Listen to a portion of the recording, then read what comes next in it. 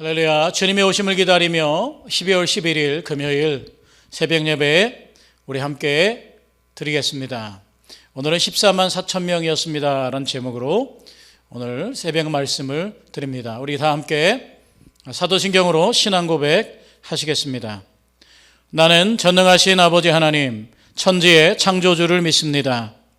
나는 그의 유일하신 아들 우리 주 예수 그리스도를 믿습니다. 그는 성령으로 잉태되어 동정녀 마리아에게서 나시고 본디오 빌라도에게 고난을 받아 십자가에 못 박혀 죽으시고 장사된 지 사흘 만에 죽은 자 가운데서 다시 살아나셨으며 하늘에 오르시어 전능하신 아버지 하나님 우편에 앉아 계시다가 거기로부터 살아있는 자와 죽은 자를 심판하러 오십니다. 나는 성령을 믿으며 거룩한 공교회와 성도의 교제와 죄를 용서받는 것과 몸의 부활과 영생을 믿습니다. 아멘. 우리 12월 11일 금요일 우리 하나님의 말씀 요한계시록 7장 4절의 말씀입니다. 먼저 개역개정 성경으로 읽고 그 다음에 새 번역으로 읽겠습니다. 요한계시록 7장 4절의 말씀입니다. 제가 읽어드리겠습니다. 함께 우리 읽겠습니다.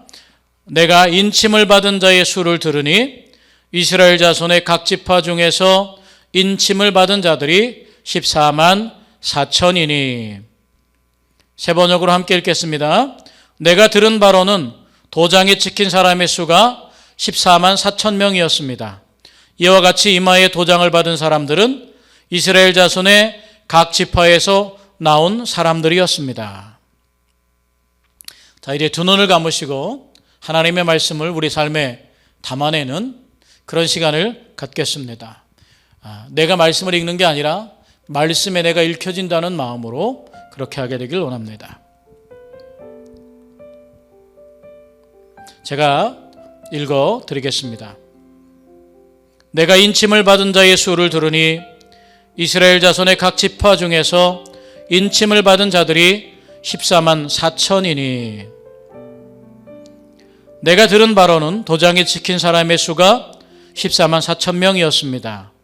이와 같이 이마에 도장을 받은 사람들은 이스라엘 자손의 각 지파에서 나온 사람들이었습니다. 한 번 더 읽어드리겠습니다. 내가 인침을 받은 자의 수를 들으니 이스라엘 자손의 각 지파 중에서 인침을 받은 자들이 14만 4천이니. 내가 들은 바로는 도장이 찍힌 사람의 수가 14만 4천 명이었습니다. 이와 같이 이마에 도장을 받은 사람들은 이스라엘 자손의 각 지파에서 나온 사람들이었습니다.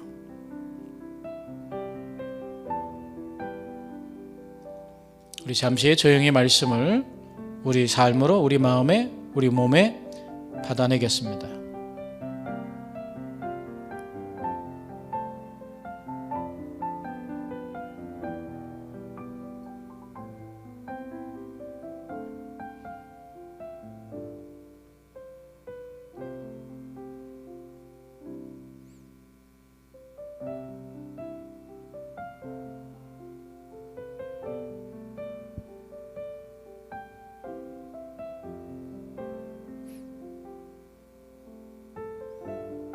네, 우리 강희절 묵상집 우리 읽겠습니다.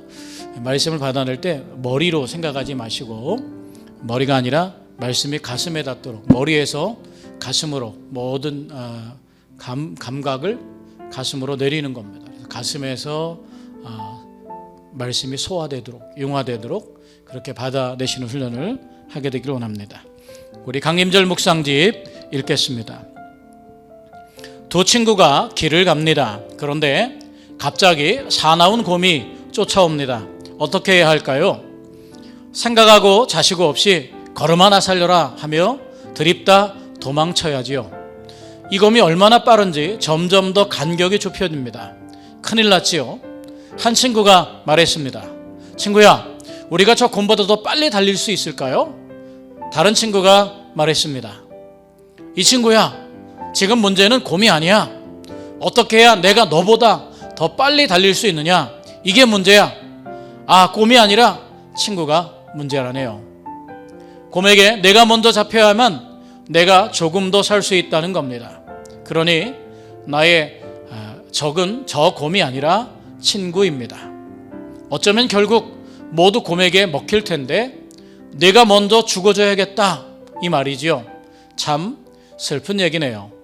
그런데 이런 상황이 실제랍니다.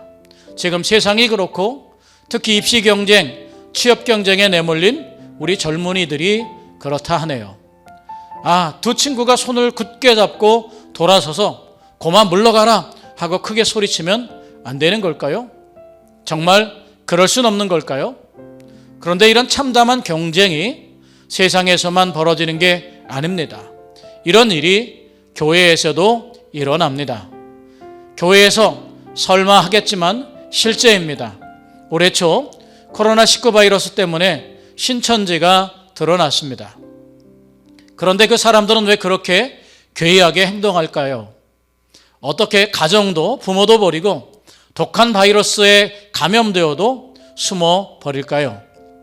뭘 지키려고 그러겠습니까? 그 비밀은 바로 14만 4천 명이라는 수에 있습니다. 구원받을 사람, 그리스도와 함께 1000년 동안 다스릴 사람은 사탄의 도장을 받지 않은 14만 4천 명이라는 겁니다. 그들이 바로 신천지에 선별된 사람들이라는 거지요. 그런데 그거 정말일까요?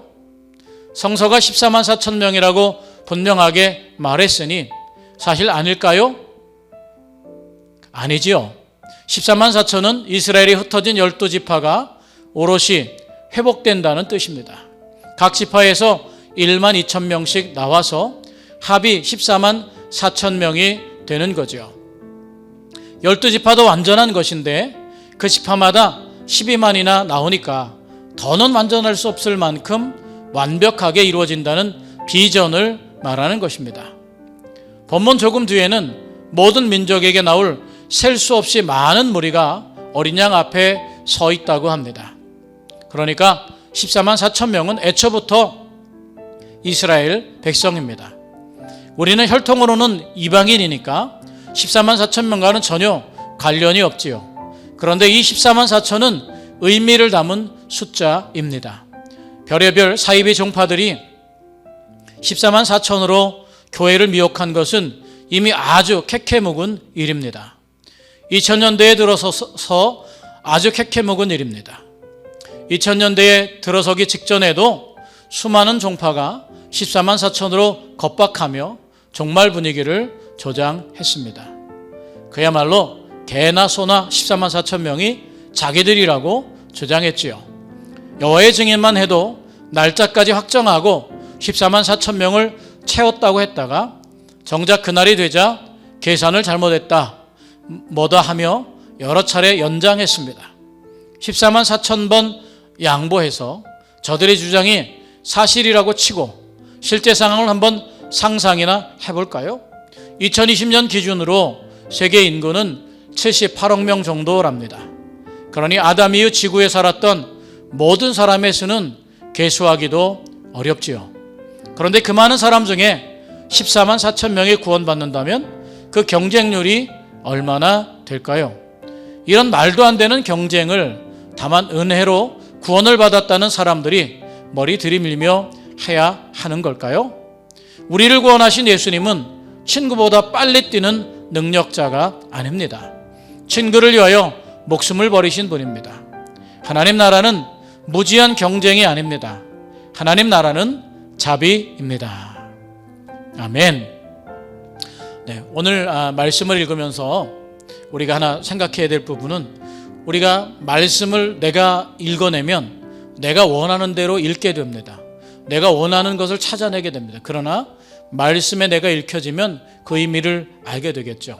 14만 4천 명에 대한 여러 가지 가능성 그리고 여러 가지 종파들이 이단들이 정말 그 숫자에 자신들만이 구원받았다고 자신들만이 진실이라고 이렇게 말하고 있지만 사실은 그게 다 말씀을 내가 원하는 대로 읽은 탓입니다. 말씀을 제가 늘 24만 4천을 볼 때마다 이렇게 말씀드리는 건 뭐냐면 같은 장절에서, 그러니까 오늘 말씀에도 비유가 있지만 같은 장절에서 어떤 거는 비유고 어떤 거는 실제냐라고 하는 거죠. 그러니까 각 지파에서 12,000씩 이렇게 나오지 않습니까? 각 지파에 있는 각 지파는 상징이고 숫자는 실제냐? 그럴 수 없다는 거죠. 한 문장 안에서 전부가 실제면 실제고 전부가 상징이면 상징이래야 한다는 겁니다. 그런 데에 대해서 오류가 있음을 보게 됩니다. 오늘 말씀에도 참으로 복음의 진리를 보여주는 말씀이 있습니다. 숫자보다 중요한 건 뭐냐? 복음의 진리가 이 말씀을 지향하고 있느냐라고 하는 것이죠. 맨 마지막에 읽은 바로 하나님 나라는 자비라는 것입니다. 바로 이 하나님 나라가 우리가 은혜로 구원을 받았는데 은혜로 구원을 받은 사람들이 또 경쟁해서 그 가운데 14만 4천이 안에 들어가려고, 은혜는 하나님이 주시는 것인데 우리가 노력에 의해서 그렇게 된다는 것이 어불성설입니다. 그건 절대로 은혜가 될 수 없습니다. 말씀을 내가 읽으려고 하지 말고 말씀에 읽혀지는 삶, 그러면 바로 그게 하나님의 마음을 담는 것이고 하나님의 뜻을 담는 것인 줄로 믿습니다. 우리 사랑하는 우리 가톨교회 성도 여러분은 어떤 세상의 흔들림에도 변함없이 복음의 정신, 복음의 진리, 바로 말씀의 본질을 아시는 그런 은혜가 있기를 축복합니다. 오늘은 그래서 말씀을 생각하시면서 이 말씀이 오늘 나에게 어떤 걸 지향해 주고 있는지, 하나님의 자비하심이 우리를 구원하셨지 우리를 경쟁하도록 하지 않았다는 겁니다. 오늘 이 시대에 경쟁은 세상이 주는 교훈입니다. 세상에서 남을 밟고 올라서야 되는 겁니다.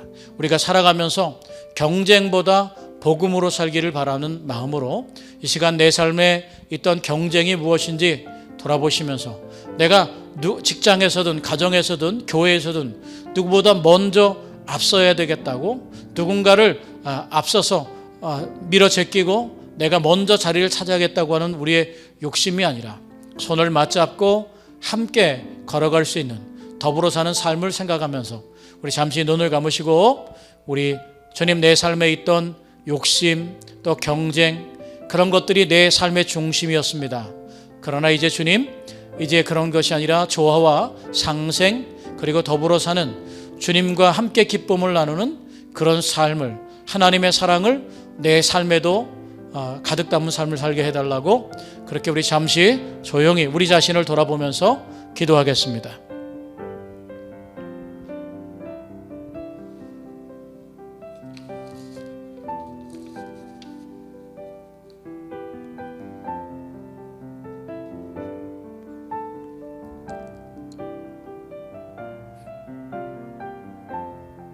기도합니다. 주님, 우리가 평생을 살아오면서 우리 삶을 돌아보건대 누구보다 잘 살아야 되고 누구보다 많이 배워야 되고 누구보다 먼저 높은 자리에 가야 하는 경쟁 속에 살았습니다. 그러한 삶을 돌아보건대 그러한 삶은 세상이 원하는 삶이고 주님이 원하는 삶이 아니었음을 깨닫습니다. 그러한 삶을 살아가는 가운데 누군가에게 상처를 입히고 고통을 주고 아픔을 준 일이 있다면 주님, 이 시간 회개하오니 우리 허물과 죄를 용서하여 주옵소서. 복음대로 사랑하며 우리가 받은 사랑대로 세상에 돌려줄 수 있게 축복해 주옵소서. 우리를 위해 십자가에 달리신 예수님을 생각합니다. 우리가 허망한 욕심으로 잘못된 가르침에 빠지지 않게 도와 주옵소서. 우리가 다만 은혜로 구원받았음을 기억하게 하시옵소서. 예수님의 이름으로 기도하옵나이다. 아멘. 주님 가르치신 기도 함께 하겠습니다. 하늘에 계신 우리 아버지, 아버지의 이름을 거룩하게 하시며 아버지의 나라가 오게 하시며 아버지의 뜻이 하늘에서와 같이 땅에서도 이루어지게 하소서. 오늘 우리에게 일용할 양식을 주시고 우리가 우리에게 잘못한 사람을 용서하여 준 것 같이 우리 죄를 용서하여 주시고 우리를 시험에 빠지지 않게 하시고 악에서 구하소서. 나라와 권능과 영광이 영원히 아버지의 것입니다. 아멘.